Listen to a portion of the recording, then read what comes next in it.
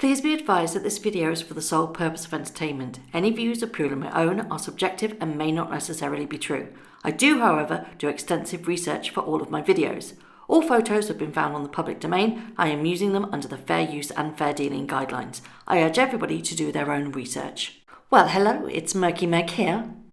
It's Wednesday, the 4th of March, and at the moment there seems to be a war of the press going on. We have the press that are trying to plug the puff piece narrative, and over the last couple of days there has been many obvious puff pieces released. We also have the narrative as they seem, or at least Harry is definitely in the country. We're dubious about whether Meghan is coming. They say she is, yet to be actually confirmed that she will definitely be there. I know that they said that she is due to attend the Commonwealth Day. Whether or not she does is to be seen. You know, there's always the last minute emergency that she can throw in the mix. I'm still undecided as to whether or not she will be here. I hope she's here because I want to see her face the public. Ultimately, this is all down to Harry and the majority of Meghan's making. They made this mess. They made the public outcry. They made the fact that the public are saying in their droves,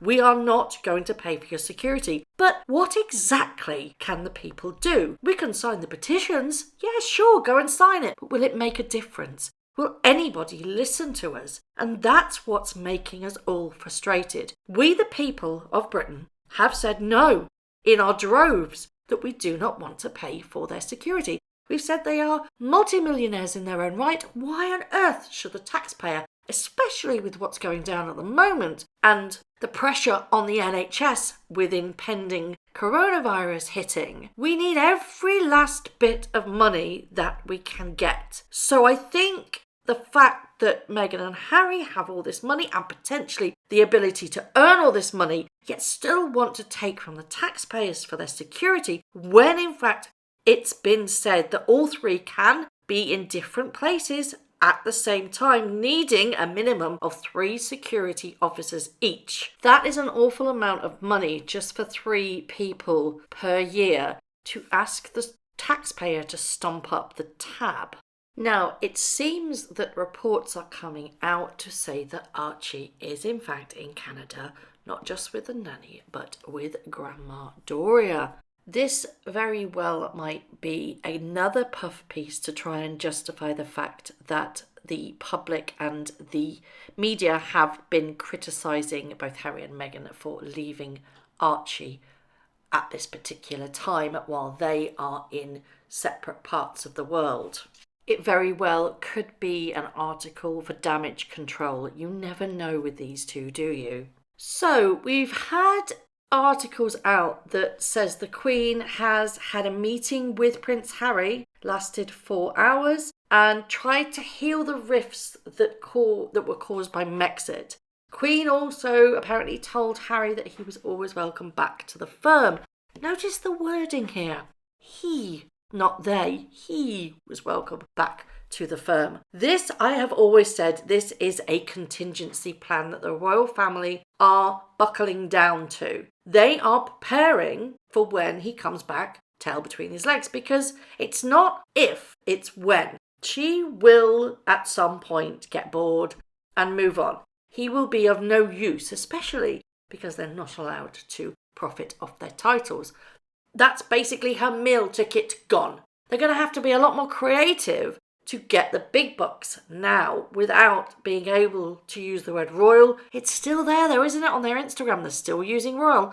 I think they're going to have to grab onto that to the very last few hours, the 31st of March. But their ability to get the money rolling in has been diminished quite significantly because of this law that says they are not allowed to use the royal. Whether or not they fight that is yet to be seen. Do you think she has the audacity and the balls to go head to head with the Queen for the right to the royal in Sussex Royal? Only time will tell. I think she'd be stupid to do so because the Crown always wins. Can't sue the Queen, for goodness sake. So it's also been said that they're not bringing Archie. I've covered this in a previous video. A lot of people are umming and ahhing about this. Ultimately, it boils down to Harry and Meghan's choice. They don't think it's safe for him to come over to this country, or that it would be better for him to stay in Canada. That's their choice. Do I agree with it? No. I think they should have brought him to see the Queen, Prince Philip, because they're not going to be around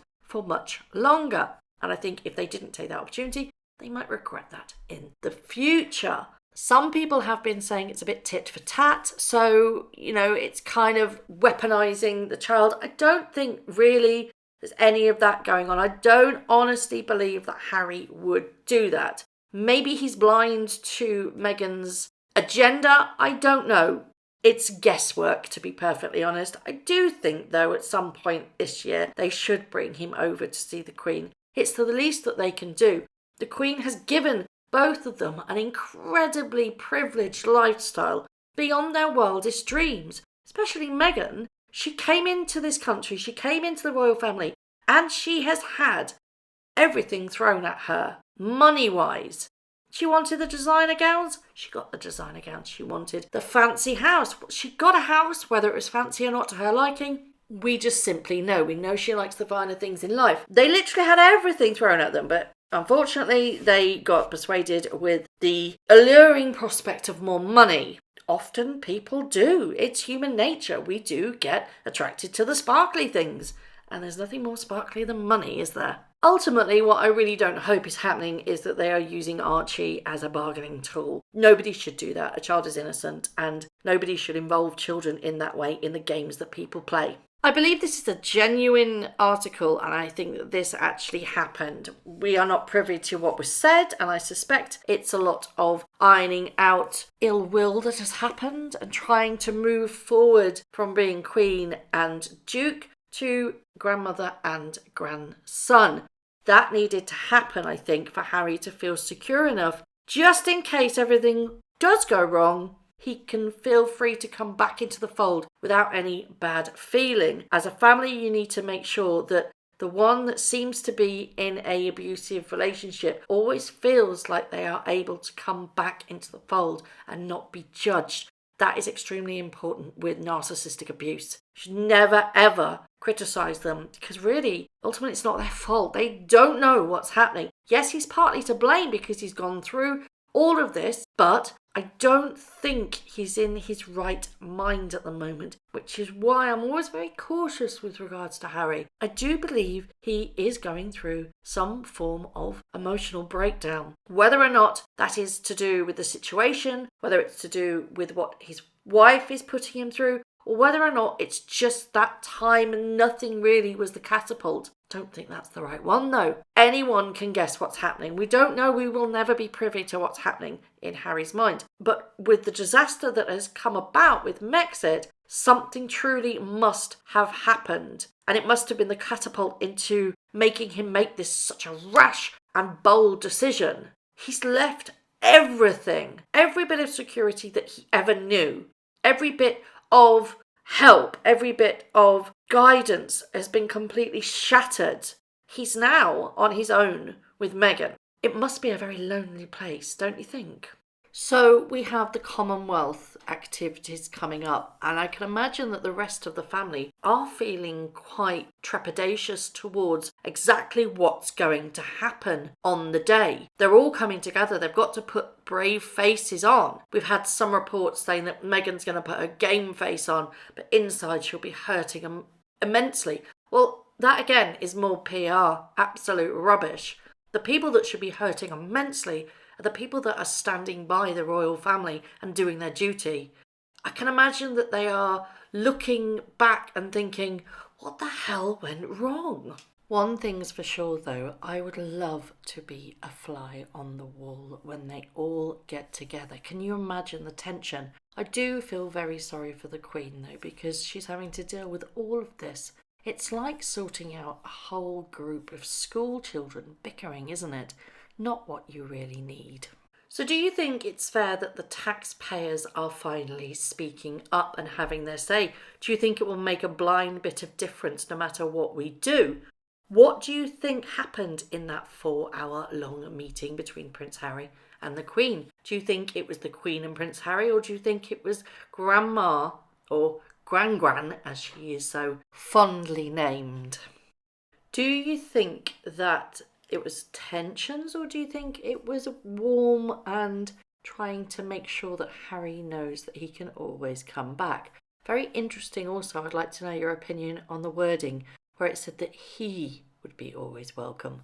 Are we reading too much into that, or are we quietly hopeful?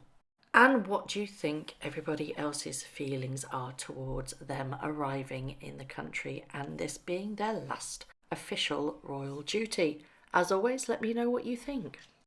Thank you very much for watching. If you haven't already, please subscribe to my YouTube channel, hit the notification bell, and also that like button.